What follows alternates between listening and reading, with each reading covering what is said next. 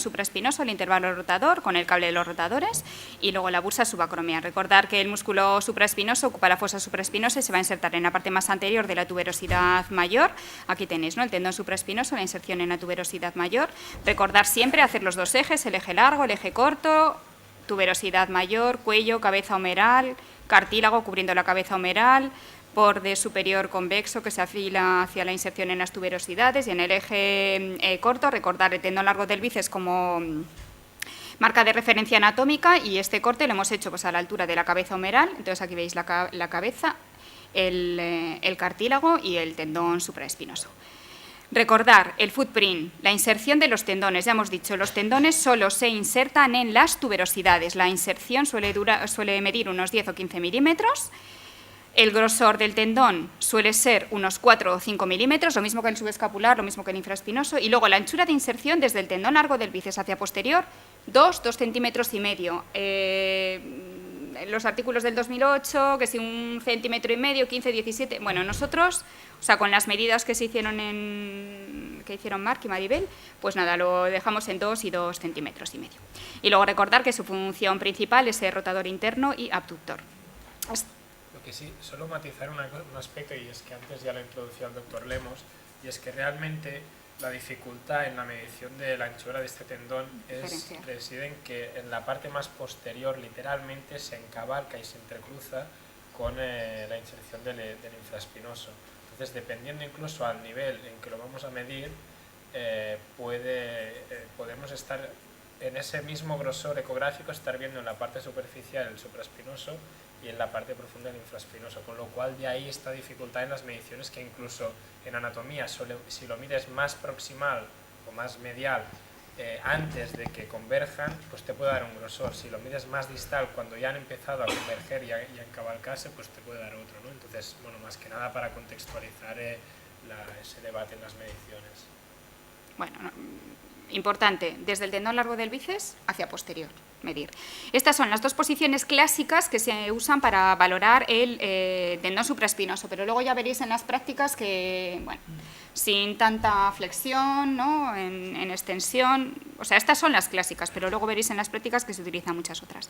Recordar que el tendón supraespinoso tiene un refuerzo tendinoso central, que se llama la banda cilíndrica anterior, que es muy importante desde el punto de vista biomecánico, y que puede hacer anisotropía. Es como si tuviéramos un tendón largo del bíceps dentro del tendón. Entonces, si no estáis acostumbrados a hacer ecografía, lo podéis confundir con patología, con tendinosis. Entonces, ojo con la tendinosis de la banda cilíndrica anterior. Cable rotador. Vamos a explicar un poquito otra vez lo del intervalo rotador. Fijaros, el tendón largo del bíceps, tenéis el ligamento coracumeral con una banda medial que se va a insertar en la tuberosidad y en el tendón subescapular, una banda lateral que va a ir a insertarse en la tuberosidad y que tiene como dos fascículos, ¿no? Un fascículo que cubre por encima, en la parte más superficial, el supraespinoso, y otro que va por la parte más profunda, que es la cuarta capa que ha dicho el doctor Lemos, que es el cable de los rotadores, ¿no? Fijaros aquí el cable de los rotadores en el eje, bueno, pues en el eje largo del tendón, o por ejemplo aquí en el eje corto del tendón. Y este cable de los rotadores es una banda muy fibrosa y muy potente, que va a dejar una zona más medial en la zona de la inserción, que se llama la semiluna del rotador. Esta semiluna tiene muy poca vascularización, se adelgaza con la edad y es la zona que es más propensa a las roturas. Vale. Aquí tenéis, ¿no?, el cable de los rotadores por debajo del tendón supraespinoso. Aquí tenéis, ¿no?, el cable rotador, aquí tenéis el ligamento coracumeral, cable de los rotadores, que va a cruzar toda la parte profunda del tendón supraespinoso y del tendón infraespinoso, y luego la zona de la semiluna que deja en la inserción en la tuberosidad. Lo mismo, ¿no? Fijaros, o sea, es una banda fibrosa que es muy, muy, muy potente, ¿eh? Aquí la tenéis, ¿no?, del tendón largo del bíceps, aquí tenéis el cable de los rotadores y la zona que deja de la semiluna, donde se suelen producir la zona de las roturas. Y que banca, bueno, pues lo comparo con un cable de suspensión, que es lo que ha explicado antes Joaquín. Aquí tenéis, ¿no?, el cable de los rotadores en una imagen de resonancia, lo mismo, ¿no?, la estructura fibrosa, y aquí tenéis, ¿no?, el cable de los rotadores, este arco tan potente, ¿no?, fibroso tan potente. Bueno, ¿cómo vamos a ver el cable rotador en ecografía? Bueno, pues en ecografía lo vamos a valorar sobre todo con los ejes en el eje corto. Aquí tenéis el tendón largo del bíceps, el intervalo rotador, ¿no? El tendón subescapular medial, el tendón supraespinoso más distal, aquí tenéis la banda cilíndrica medial. Entonces, lo que vamos a ver es un patrón fibrilar en el eje corto del tendón. Entonces, en el eje largo del tendón supraespinoso vamos a ver muy bien el patrón fibrilar del supraespinoso. Pero cuando en el eje corto veáis este patrón fibrilar en la parte más profunda, todo esto es el cable de los rotadores. La verdad que se suele ver bastante bien, ¿eh? Mejor en el eje corto que en el eje largo, que es más difícil de ver. Y en el eje largo, bueno, pues algunas veces puede ser como muy hiperecogénico o menos hiperecogénico y entonces lo podéis confundir con tendinosis, ¿eh? Cuando no estáis como muy acostumbrados a hacerlas secos. Bueno, de la bursa subacromial subdeltoidea, esto ya lo sabéis, que cubre los tendones del manguito rotador. Únicamente decir que tenéis que ir a buscar el líquido de la bolsa distal a la inserción de los tendones en las tuberosidades, ¿vale? Que no os quedéis aquí, que tenemos que bajar mucho más, porque la bursa puede bajar pues hasta 2 o 3 centímetros más distal, ¿eh? Aquí lo tenéis, ¿no? La inserción del tendón supraespinoso en la tuberosidad y esta es la bursa, la grasa peribursal, que baja entre el deltoides y la tuberosidad mayor. Cuando está llena de líquido, pues la podemos ver muy bien, ¿no? Entre el deltoides y la tuberosidad mayor, por encima del tendón largo del bíceps, y tenéis que hacer los movimientos rotacionales, rotación interna y rotación externa, para diferenciar lo que es tendón de lo que es bursa. Esto sobre todo pues cuando hacemos los estudios de los impingement, de los pinzamientos, ¿no? Aquí tenéis, ¿no? Cuando está muy hipertrofiada pues se va a ver muy bien. Muy importante hacer los estudios rotacionales para no confundir tendinosis con bursa, ¿eh? Las maniobras dinámicas, bueno, pues elevación, aducción y rotación interna, que se puede hacer con el codo flexionado, con el codo no funciona, o con el codo estirado. Lo que vamos a ver es que el tendón se desliza por debajo del acromion y se oculta por completo, y no vamos a ver ni engrosamientos del tendón ni engrosamientos de la bursa. Y además esta maniobra no tiene que ser dolorosa. Y lo podemos hacer también de forma pasiva, pues bueno, sobre todo pues hay algunos pacientes que son simuladores, ¿no? Vamos a ver aquí el tendón, bueno, aquí tenéis, ¿veis? El tendón pasando por debajo del acromion, movimiento. Vamos a ir hacia adelante, vamos a barrer el acromion hacia adelante y vamos a ver lo que ocurre con el tendón pasando por debajo del ligamento coracoacromial. Lo podéis ver aquí. Entonces, ir siempre hacia adelante. Y pasamos ya a la posición 3. En la posición 3 es la que vamos a valorar los tendones más posteriores, el infraespinoso, el redondo menor, el labrum posterior, el nervio supraescapular y el espacio cuadrilátero. Recordar, músculo infraespinoso pues se origina, ocupa la mayor parte de la fosa infraespinosa y se va a insertar en la parte más posterior y superior de la tuberosidad mayor. La anchura del tendón, pues lo mismo, ¿no? 2 centímetros. Y recordar pues que es el que tiene fibras musculares hasta la inserción. Un poquito más abajo vamos a tener el redondo menor, que se va a insertar pues en la parte más posterior inferior de la tuberosidad. La principal función del infraespinoso es la rotación externa y luego del redondo menor la rotación externa y la aducción. Y cuando está roto el infraespinoso, pues el principal rotador externo que nos queda es el redondo menor, que además se suele hipertrofiar. Fijaros, ¿no? Las fibras musculares del infraespinoso son las que llegan hasta la zona de la inserción casi en la tuberosidad.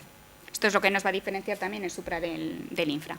¿Cómo vamos a hacer la valoración ecográfica? Bueno, pues colocamos la sonda o bien el paciente con el codo en una posición neutra, como si estuviéramos haciendo el tendón largo del bíceps, o bien pues le decimos que vaya a tocar la mano al hombro contralateral. Nuestras marcas de referencia anatómicas, bueno, pues van a ser la espina y la tuberosidad mayor. Los ejes largos, el eje largo del infraespinoso, el eje largo del redondo menor. El redondo menor siempre es más planito y más pequeñito. Y luego acordaros de hacer también la valoración en el eje transversal, ¿no? Para ver muy bien los vientres musculares y las aponeurosis intramusculares de las que se originan los tendones. Con esto pues nos podemos diferenciar lo que es redondo de infraespinoso, aunque algunas veces, bueno, pues las aponeurosis son conjuntas. El estudio dinámico lo vamos a hacer con esta posición, maniobras de rotación externa, rotación interna. Aquí tenéis la inserción del tendón. Fijaros las fibras musculares, inserción del tendón en la tuberosidad. Aquí tenéis la zona del labrum posterior y aquí tendríamos, bueno, pues la escotadura espinoglenoidea. El nervio supraescapular, bueno, lo vamos a identificar, pasa por 2 túneles por los que se puede atrapar, ¿no? La escotadura supraescapular en la fosa supraespinosa y la escotadura espinoglenoidea en la fosa infraespinosa. Recordar que lleva la inervación del músculo suprainfraespinoso, pero que también es un nervio sensitivo y lleva la sensibilidad de la articulación acromioclavicular y de sus ligamentos, de la cápsula posterior y de la bursa. Entonces, este atrapamiento del nervio puede ser una de las causas de dolor de hombro en las que no vemos patología del manguito, ¿eh? Entonces, acordaros, bueno, pues, de valorar esta zona. Ecográficamente, nuestra marca de referencia anatómica va a ser la arteria supraescapular. Es un nervio muy pequeñito y entonces lo vamos a ver en gente joven o en niños, pero si no, se nos queda muy profundo, no tenemos suficiente resolución. Pero marcas de referencia anatómicas, pues el paquete vascular, ¿no? La arteria supraescapular en el caso de la fosa, bueno, de la escotadura supraescapular y en el caso de la escotadura espinoglenoidea, aquí, ¿no? Por debajo del infraespinoso. Aquí tenéis, ¿no? la cabeza humeral, el cartílago, el labrum posterior, tenéis el músculo infraespinoso y aquí tenemos esta depresión que es la escotadura espinoglenoidea. Aquí es frecuente ver gangliones, ¿no? Gangliones que van por degeneración o roturas del labrum hacia la escotadura. Entonces, para diferenciar un ganglión de una de las venas, lo que tenemos que hacer son movimientos de rotación interna, rotación externa, ¿no? Con rotación externa se nos llena, con rotación interna se colapsa. Un ganglión no cambia de tamaño ni de morfología cuando hacemos los movimientos de rotación externa, rotación interna, ¿eh? Entonces, y ya por último el nervio axilar. Bueno, el nervio axilar va a pasar por delante del subescapular, va a rodear el cuello humeral y va a ir hacia la zona posterior, hacia la zona del espacio cuadrilátero. Recordar que es un nervio que lleva la inervación motora del deltoides y del redondo menor y también la inervación sensitiva de la piel del deltoides lateral y posterior. Entonces, ojo también con los dolores del deltoides lateral, ¿eh? Y este es el espacio cuadrilátero con la ecografía, ¿no? Aquí tendríamos aquí el infraespinoso en el eje corto, el redondo menor. Aquí tenéis la glenoide con la inserción de la cabeza larga del tríceps, el redondo menor, y aquí tendríamos la zona del espacio cuadrilátero. Marca de referencia anatómica para nosotros pues van a ser los vasos circunflejos posteriores. Y ya la demostración práctica.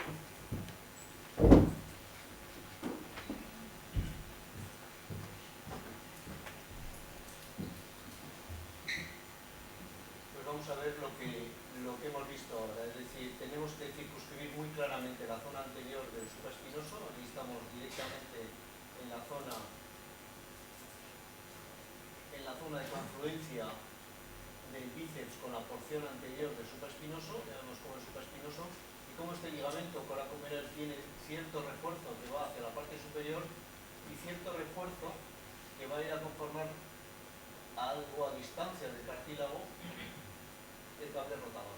Es decir, esta continuidad del ligamento coracohumeral con la base y este patrón fibular lo determina, ya veis que son fibras teóricamente a 90 grados, ya lo hemos visto en la artroscopia, a 90 grados de estas que vienen constituidas por la aponeurosis central o el tendón central del tendón. Ya veis la diferente estructura, es muy complicado precisamente para no definir esto como una zona de tendinosis, porque es una zona totalmente normal desde el punto de vista anatómico. Si vamos haciendo rotaciones, por eso nosotros liberamos mucho el brazo, vamos haciendo rotaciones bien trasladando hacia atrás o bien quedándonos en rotación interna, lo que vamos a ver es desde esta zona nos situamos en el eje transverso, en el eje longitudinal, y ya vemos perfectamente la inserción de todo el tendón que vendría y empezaría donde termina el cartílago, que es exactamente aquí, en toda esta zona. Como es una zona relativamente oblicua, podemos tener ciertos problemas. Tenemos que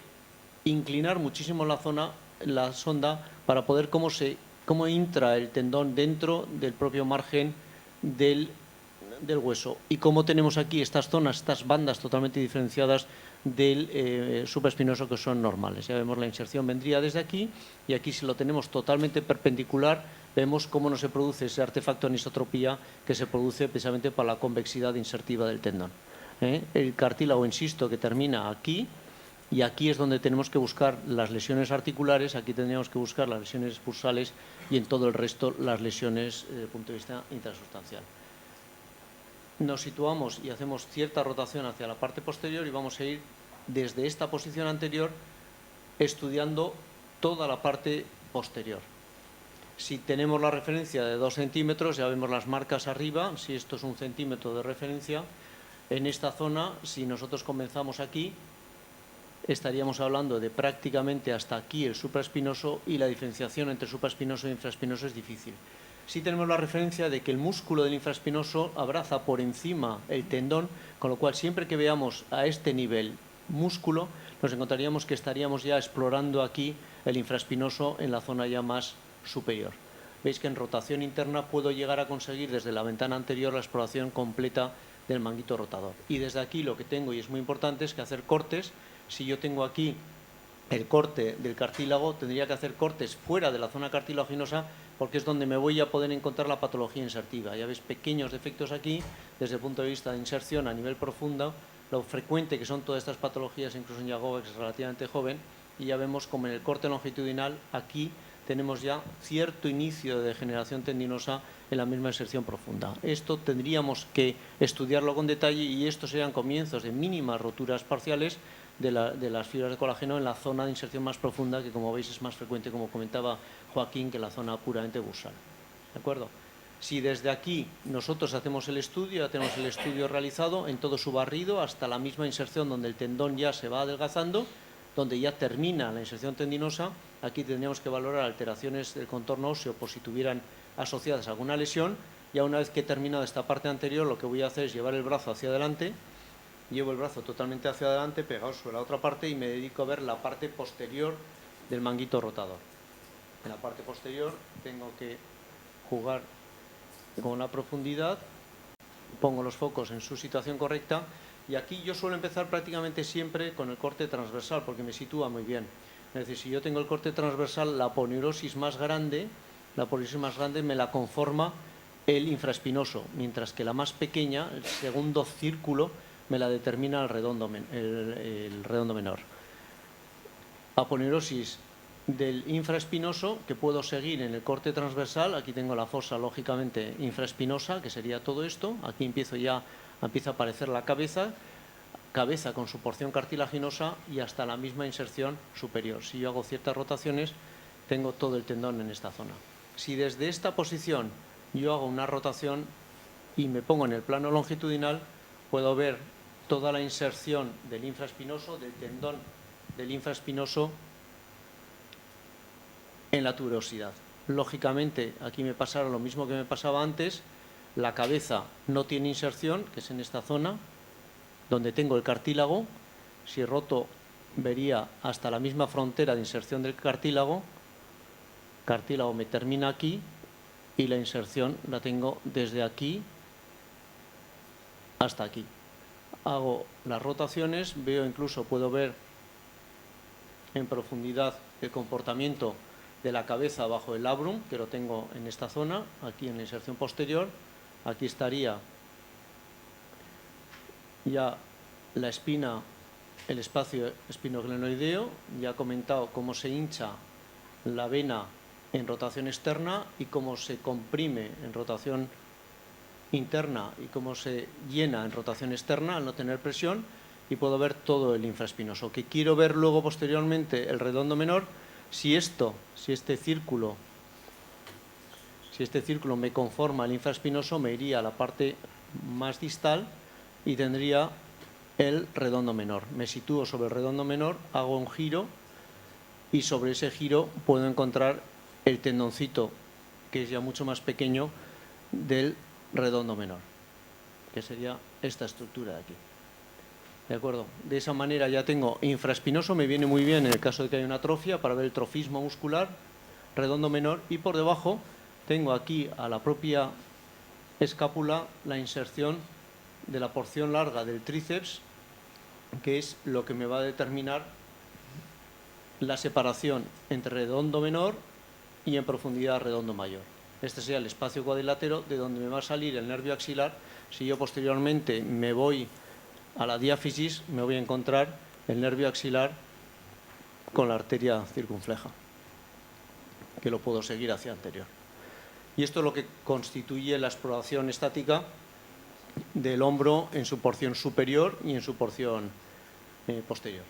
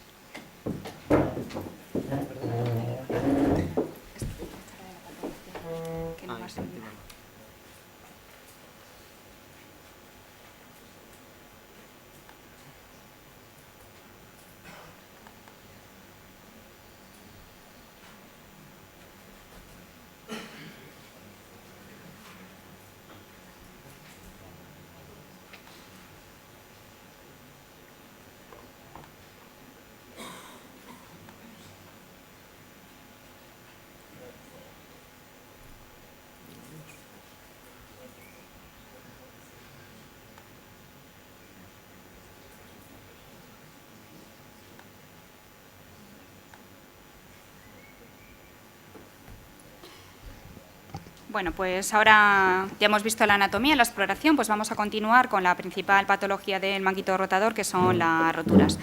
Recordar que siempre nos han dicho que la valoración clínica del hombro, pues que como es muy difícil, es muy inespecífica, bueno, pues que hay que completarlo con pruebas de imagen. La mayor parte de la clínica va a ser dolor y limitación de la movilidad, también chasquidos, resortes o antecedentes traumáticos, pero en cualquier caso es importante la valoración clínica, la historia clínica, la exploración física, sí, vamos, que es importante. Recordar que en el caso del manguito rotador es muy frecuente el dolor en la cara lateral del brazo, en la inserción humeral del deltoides, porque el deltoides tiene que compensar la función que no hace el supraespinoso, tiene que tirar más, entonces como le cuesta más hacer los primeros centímetros, los primeros grados de abducción, pues va a ser muy frecuente el dolor en la cara lateral del brazo. Así que cuando os pida ecografía en la cara lateral del brazo, no os olvidéis de mirar el hombro. Y que tenemos también patología que cursa con dolor referido al hombro, entonces ojo con la patología, pues con los tumores de Pancoas, patología de la columna cervical, etcétera. La patología del manguito rotador es muy frecuente, además ya se ha visto que es muy prevalente, aumenta con la edad, bueno, se ha descrito hasta que aparecen el 50% de los mayores de 80 años tienen roturas del manguito rotadores, más de la mitad son bilaterales, las roturas son muy frecuentes, más frecuentes las roturas de grosor parcial que las roturas de grosor completo, influyen muchos factores, ya lo ha explicado Joaquín, factores mecánicos, biológicos, genéticos, recordar que muchas de las roturas son asintomáticas, muchas de las enfermedades son bilaterales, entonces ojo con tratar, ¿no?, esto para el tratamiento, y lo que sí que interesaría diferenciar es patología traumática de degenerativa, y luego la historia natural de las roturas pues es desconocida. En el caso de las roturas de grosor parcial tienen una alta prevalencia, son muy frecuentes en los jóvenes asintomáticos, y luego las roturas de grosor completo pues son más frecuentes en pacientes mayores, ¿no?, sobre todo pues bueno, sintomáticas solo el 33%, y las que son más sintomáticas son las de mayor tamaño, y parece ser que el dolor sí que se correlaciona con el tamaño y cuando la rotura pasa de una rotura parcial a una rotura completa. Diagnóstico del manguito de los rotadores, bueno, pues primero la clínica, ya hemos dicho que es bastante inespecífica, entonces, ¿qué técnicas de imágenes tenemos para valorar? Bueno, pues la ecografía, que debe ser la técnica de elección para valorar las roturas del manguito rotador, y luego tenemos la reso o artroreso, mejor que el TAC o artrotac. Pero en cualquier caso, la artroscopia es la técnica diagnóstica de referencia, ¿no?, porque nos permite ver las superficies bursales y articulares, nos permite ver muy bien la inserción, ¿no?, el footprint, nos permite hacer una palpación directa del tendón, entonces se pueden, ¿no?, ver como roturas que han pasado diagnosticadas, vamos, que han pasado desapercibidas en las técnicas de imagen, nos permite valorar la calidad del tendón que se ha roto y luego valorar, bueno, pues otras lesiones en el hombro que no hemos visto a lo mejor con la ecografía. La etiología, ya lo ha explicado Joaquín, influyen factores intrínsecos, factores extrínsecos, ¿no?, factores intrínsecos relacionados con la degeneración del tendón, con la vascularización, factores extrínsecos relacionados con los impingement, todo aquello que aumenta el contenido del arco coracoacromial o que disminuye el continente, y luego, ojo con las inestabilidades glomerales, ¿no?, con los movimientos de traslación de 2 o 3 milímetros, sobre todo en deportistas, en gente joven, que ya ocasionan, bueno, pues problemas de espacio, ¿no?, con movimientos repetitivos por encima de la cabeza. Y esto pues es lo que clásicamente se describió en la evolución de las roturas del manguito rotador, ¿no? Se estrecha el arco, el espacio subacromial, lo primero que se afecta es la bolsa, bursitis, hipertrofias, y después pues ya se afecta el tendón, ¿no?, pues tendinosis, roturas parciales y roturas completas. En el caso de las roturas tendinosas, bueno, pues normalmente se suelen producir sobre tendones degenerados, excepto en gente joven, ¿no?, o por traumatismos en el que los tendones van a ser normales o luxaciones, y luego los signos que vamos a dar de rotura del manguito del rotador vale para todos los tendones de manguito rotador.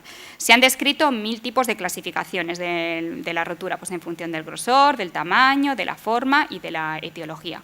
Recordar que antes se decía que las roturas más frecuentes eran en la parte más anterior del manguito, pero ahora ya se ha visto que las roturas se producen pues en el tercio medio del manguito, normalmente pues a unos 15 milímetros del tendón largo del bíceps, en la interfase casi, ¿no?, entre supra e infra. Y bueno, pues aquí tenéis, ¿no?, la zona como de la zona de la semiluna, que es donde se suelen producir las roturas. Roturas tendinosas pueden ser incompletas o completas. Las incompletas, a su vez, pueden ser de grosor parcial o de grosor completo. Roturas incompletas de grosor parcial son aquellas que no afectan a todo el grosor del tendón. Pueden ser de la superficie articular, la parte más profunda del tendón, de la superficie bursal, superficiales, o las roturas intrasustancias. Recordar que las más frecuentes son las roturas articulares. Y luego la clasificación que se utiliza es la clasificación de Ellman, ¿no?, bueno, pues en grado 1, grado 2 o grado 3, pues depende si afecta a menos del 25% del grosor de la inserción, inflación, menos del 50 o más del 50%. Y luego las roturas de grosor completo son aquellas que afectan a todo el grosor del tendón y comunican la superficie bursal con la superficie articular.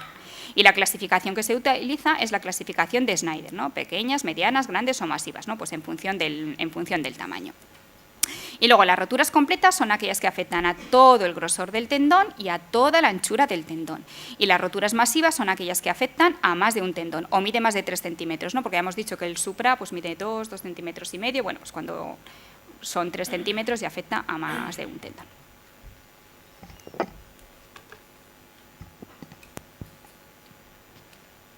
Las roturas de grosor parcial, en realidad lo que se trata es de encontrar algo que esté roto, es decir, no podemos quedarnos únicamente con esas fibrilaciones, esas pequeñas irregularidades de la propia superficie, hay que ver realmente una rotura y que por definición ya han dicho que no comunican la superficie bursal con la articular. Insisto, es muy frecuente, cuando hacemos artroscopia es muy frecuente estas pequeñas fibrilaciones que no tienen por qué suponer o no tenemos que definirlas como roturas. Tenemos que ver realmente un defecto claro que sea visible y que en la artroscopia lo podamos incluso palpar para definir lo que es una rotura de grosor parcial.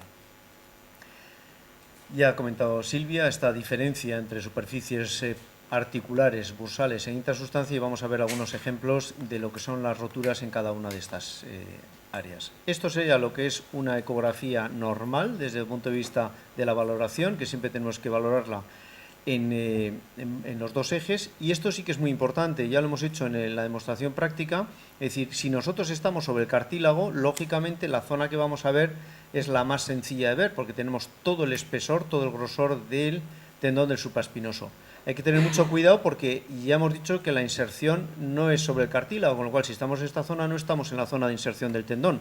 Para ir a la zona de inserción del tendón tenemos que desplazarnos lateralmente hasta no ver cartílago y lógicamente cuanto más lateralmente vayamos más difícil es de hacer la valoración, pero es que podemos tener lesiones muy pequeñas de grosor parcial que casi siempre empiezan en esta zona y que en el corte transversal lógicamente son muy difíciles de ver. Entonces por eso siempre hacen un barrido desde la parte articular hasta la última fibra de la inserción para valorar totalmente todo el espesor de inserción del manguito.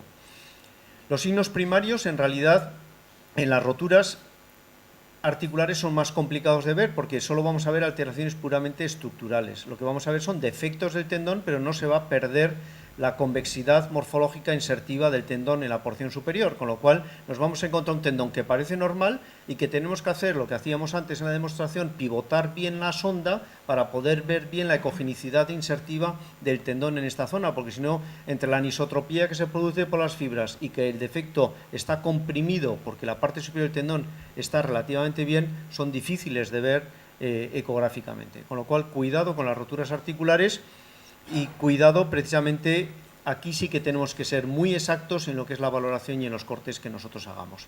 Ya he explicado la clasificación de Hellman y especialmente la importancia que tiene esta valoración artroscópica en este tipo de lesiones que son difíciles de ver. A diferencia de las bursales, aquí cualquier pequeña rotura nos va a producir por efecto de la elasticidad un defecto en la superficie bursal, con lo cual muy pequeños defectos nos van a producir alteraciones ya de esta convexidad de la propia bursa, lo que hace mucho más fáciles de ver. Aquí vemos defectos, se mantiene todavía la bursa incluso con algo de derrame y ya vemos el defecto que tiene el tendón en esta zona a nivel bursal. Tenemos que hacer el seguimiento en la parte lateral hasta ver realmente cómo se produce este defecto en la parte ya más lateral de inserción, por eso tenemos que hacer ese barrido en el corte transversal desde más medial hasta más lateral. Más imágenes de estas características, ya veis que no se producen en la zona donde nosotros vamos a estar cómodos explorando, que es la zona del cartílago, sino en la zona donde vamos a estar más incómodo, que es en la zona de la inserción lateral, por debajo de la propia bursa subacromial, que además, lógicamente, por efecto de la fricción, va a estar engrosada, con lo cual no es una zona fácil de ver, pero sí que las bursales van a producir siempre esta alteración morfológica con esa pérdida de la convexidad.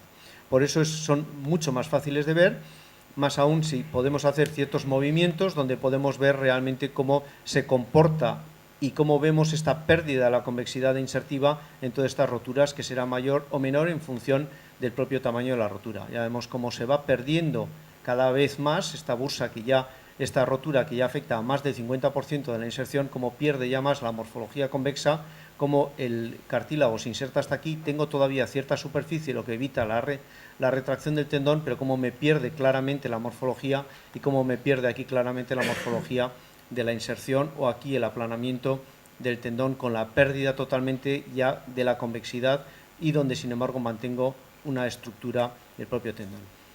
Esto realmente es lo que veríamos en la artroscopia. Ya veis como lógicamente en el corte longitudinal va a ser más fácil, porque si hacemos cortes transversales a este nivel es difícil de ver, y los cortes longitudinales a este nivel son los que me van a permitir que esta rotura, incluso en relativamente grande bursal, que no comunica con la articulación y desde la misma inserción, por eso fijaros siempre en este borde lateral, que es donde se producen muy frecuentemente estas roturas en C, que son las roturas con diferencia más frecuentes del manguito rotador.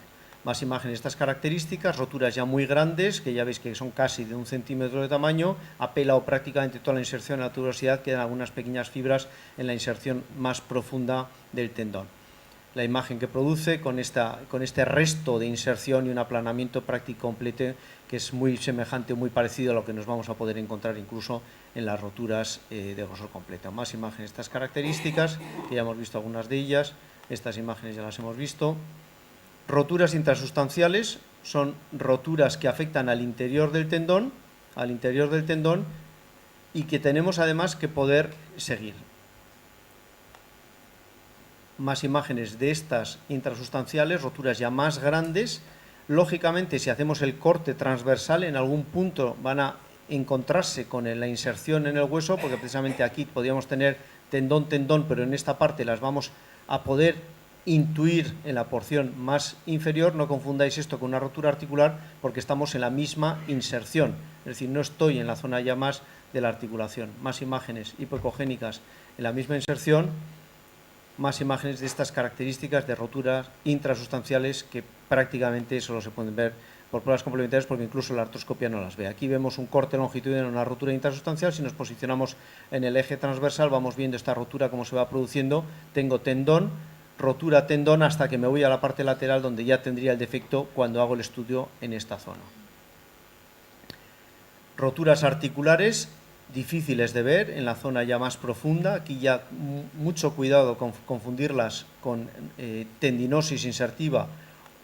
Se mantiene la morfología convexa del tendón.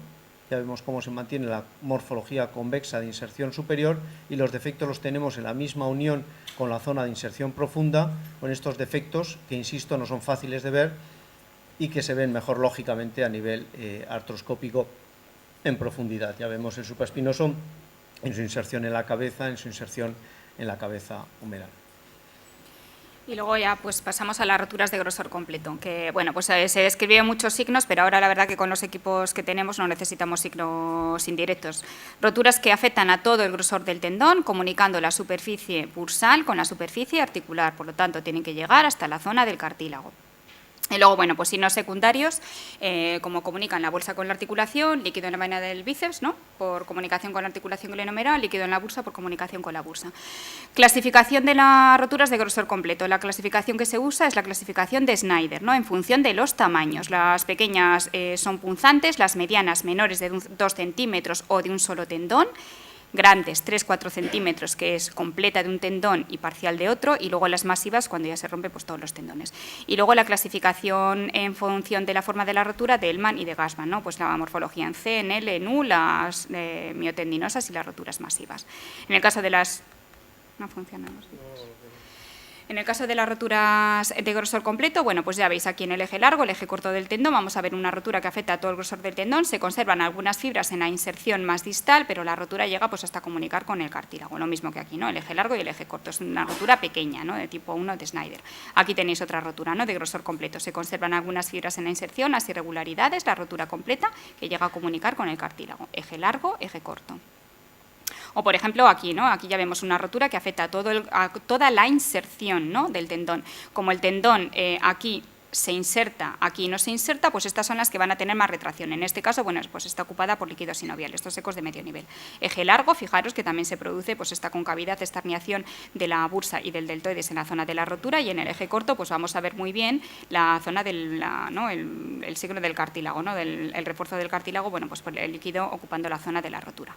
Aquí tenéis una rotura muy pequeña del tendón supraespinoso muy cerca de la zona del intervalo rotador, ¿no? En la zona donde tendría que ir, pues aquí, ¿no? El ligamento coracumeral y el cable de los rotadores. O, por ejemplo, pues en este caso, ¿no? Aquí tenéis una rotura de la parte más anterior del supraespinoso, en el eje corto y en el eje largo.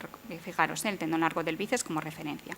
Más ejemplos, ¿no? Aquí tenéis otra rotura en el eje largo del tendón supraespinoso, en el eje corto, aquí tenéis el tendón largo del bíceps, todo ocupando todo el defecto ocupando todo el grosor de la rotura y llegando pues hasta la zona del cartílago. Fijaros la calidad del tendón. Este es un tendón muy, ¿no? Como muy tendinósico. Tampoco funciona. O, por ejemplo, pues aquí, ¿no? Aquí veis la zona de la rotura, estamos haciendo como movimientos con la presión de la sonda, veis el líquido sinovial, estos ecos de medio nivel cómo se mueven, y veis una rotura que afecta a todo el grosor del tendón, pues llegando a comunicar con la zona del cartílago. Rotura de grosor completo pequeña en la inserción. Luego, las roturas completas son las que afectan a todo el grosor del tendón y a toda la anchura del tendón, ¿no? Entonces aquí tenéis una rotura completa del supraespinoso, el tendón largo del bíceps, 2,5 centímetros, aquí tendríamos el cabo que ya correspondería al tendón infraespinoso.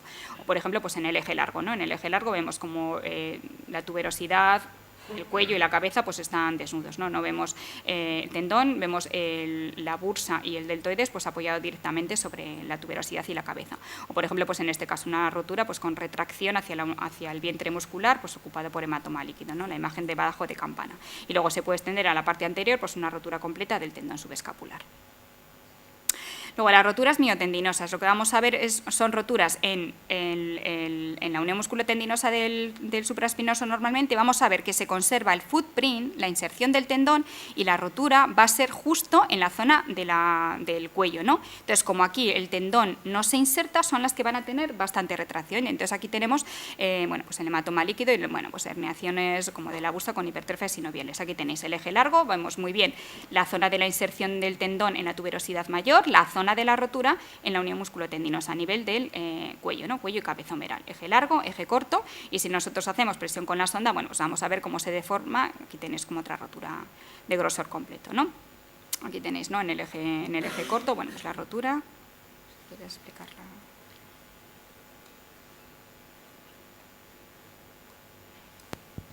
Y aquí la imagen de este tipo de rotura, que no son muy frecuentes, pero son muy problemáticas, porque realmente, salvo que hagas una extensión completa del brazo, te vas a encontrar con que la inserción, ya lo ha dicho Silvia, es normal, y sin embargo, porque toda la inserción del footprint está normal y la rotura la tengo en la zona más miotendinosa, con lo cual no solo hay que quedarse en la inserción, sino que hay que ir medialmente, porque pueden existir este tipo de roturas que además son bastante complejas. Imágenes. Es decir, si yo me concentro únicamente en la misma inserción en la tuberosidad mayor, voy a poder no ver este tipo de roturas que son muy llamativas porque realmente producen un derrame y una retracción muy importante. Bueno, ya como en los signos secundarios ya hemos dicho, como son roturas de grosor completo, pues pueden comunicar con la bursa, líquido en la bursa, pueden comunicar con la articulación, líquido en la vaina del tendón largo del bíceps, fijaros, ¿no? Las herniaciones. Bueno, ¿cómo vamos a medir la rotura? Bueno, pues la medida de la rotura la tenemos que hacer en el eje corto, ¿no? Entre los dos cabos, siempre utilizando de referencia el tendón largo del bíceps, ¿no? Y la retracción la vamos a medir en el eje longitudinal, ¿no? Toda la zona como que está desnuda hasta la zona del cabo tendinoso. En el caso de las roturas de grosor completo y en el caso de las roturas de grosor parcial vamos a hacer lo mismo. La medida en el eje corto, siempre dando la distancia con respecto al tendón largo del bíceps porque es la referencia que se tiene en artroscopia, y en el eje largo vamos a medir la retracción. Pero como son roturas de grosor completo, pues tenemos que decir a cuánto afecta del grosor del tendón. Entonces, decir, pues se afecta a menos o más del 50%. Luego depende de las clasificaciones, pues menos del 25, entre el 25 y el 50 o más del 50, ¿no? Las roturas de grosor completo, pues la ecografía, muy alta sensibilidad y especificidad para su diagnóstico. O sea, estas, si somos cuidadosos, las vamos a ver prácticamente todas. El problema son las roturas parciales, ¿no? Sobre todo las roturas articulares. Aquí, si no somos cuidadosos, pues son difíciles de ver. Y entonces aquí la artrorresonancia, bueno, pues sí que tiene mejor sensibilidad que la ecografía. Entonces, para esto pues tenemos que ser pues muy meticulosos, acordaros de hacer los estudios dinámicos, valorar los tendones en todas las posiciones que se os ocurran, manipular el líquido de la bolsa, hacer contracciones contra resistencia. Es que no funcionarán. Bueno, pues contracciones contra resistencia del tendón, estudios dinámicos, pues aquí se veía pues para ver cómo el ligamento va deformando en la zona de la rotura del tendón, o incluso pues maniobras digitales, ¿no? Presión digital. Y ya por último, la artropatía del manguito de los rotadores, que es la última fase de la rotura del manguito de los rotadores. Esta es una placa de artropatía del manguito de los rotadores, ya veis, no hay espacio subacromial, vemos una subluxación de la cabeza, ¿no? Craneal de la cabeza, cambios degenerativos en la articulación glenohumeral. Bueno, con esto no hace falta hacer una ecografía, es que a nosotros nos piden muchas ecografías con artropatía del manguito. Y encima son pacientes mayores que además, bueno, pues vienen sobre todo pues para el estudio del bultoma, ¿no?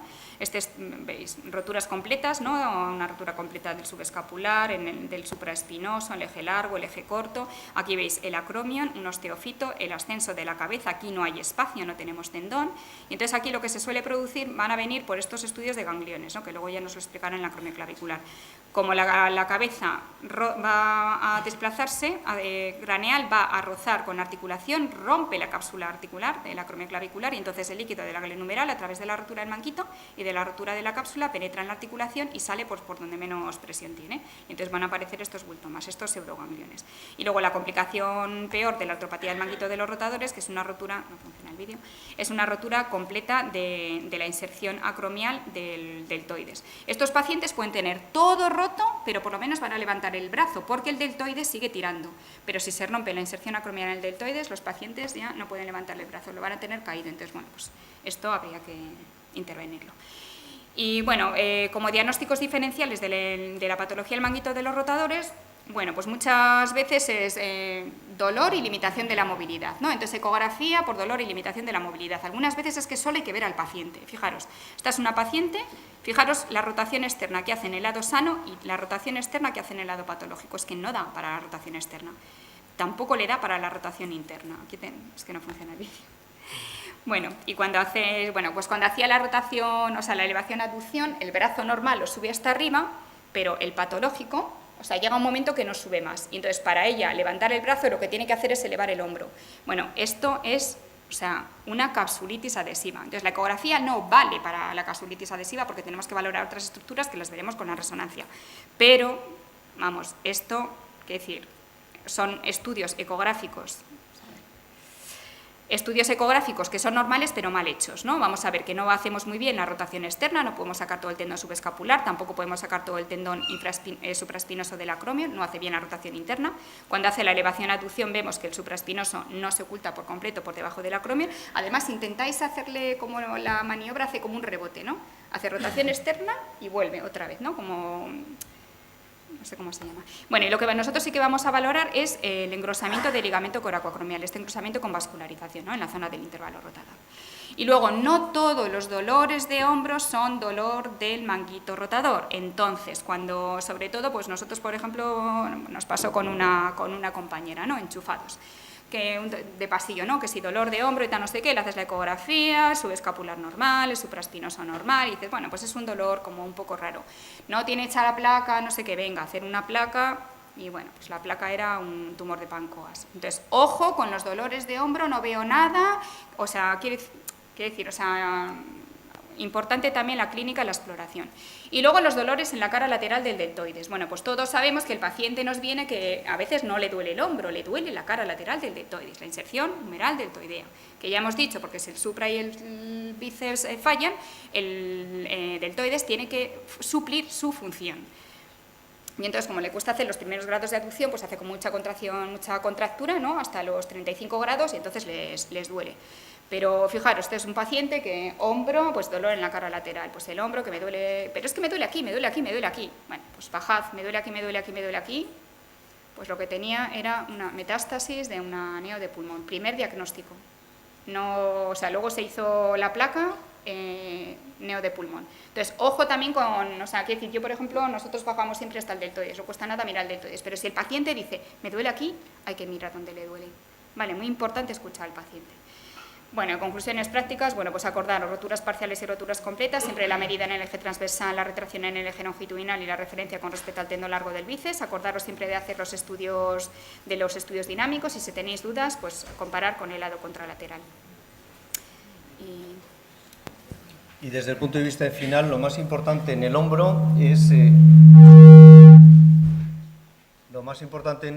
es tener ciertas premisas fundamentales, que son que la mayoría de las roturas casi siempre se dan en la misma inserción. Eso tenerlo en cuenta para no hacer el corte y quedaros con un corte en la zona articular, que es la más cómoda porque el tendón es más grueso. Hay que ir siempre a la parte lateral.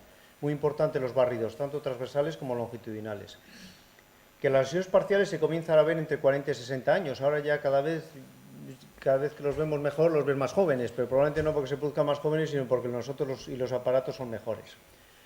Que los mayores de 60 años presentan muchas roturas, casi el 30% de las roturas, con lo cual cuidado con la información desde el punto de vista de la clínica.